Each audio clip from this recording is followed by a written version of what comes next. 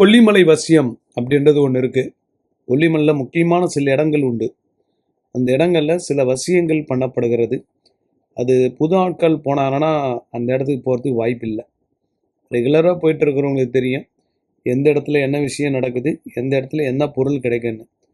கிட்டத்தட்ட வசியமையிலே கிட்டத்தட்ட 126 வகையான வசியம் உண்டாம்.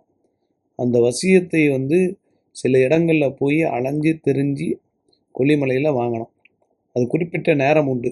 வெயிலுக்கு முன்னாடி போகணும், சூரியன் மறையத்துக்கு முன்னாடி போகணும், பயபக்தியாக போகணும், பிரார்த்தனை பண்ணிட்டு போகணும். இப்படி பல அற்புதங்கள் நடப்பதற்கு வாய்ப்பு உண்டு. உங்களுக்கு யாராவது கொல்லிமலையில் போய் ஏதாவது ஒரு வசியம் பண்ணணும் அப்படின்னு சொன்னீங்கன்னா உங்கள் சார்பாக நாங்கள் போய் பண்ணிட்டு வருவோம். புது ஆட்கள் போனீங்கன்னா தேடுறது கஷ்டம். எங்களுக்கு ரெகுலராக பண்ணுறவங்க இருப்பாங்க நிறைய பேர். அவங்க மூலம் உங்களுக்கு உண்டான பிரார்த்தனைக்கு உண்டான பரிகாரங்கள் செய்து தரப்படும். தேவைப்படுறவங்க இந்த சேவையை பயன்படுத்திங்க. இதுக்கு குரு காணிக்கை, சேவை கட்டணம் எல்லாம் உண்டு.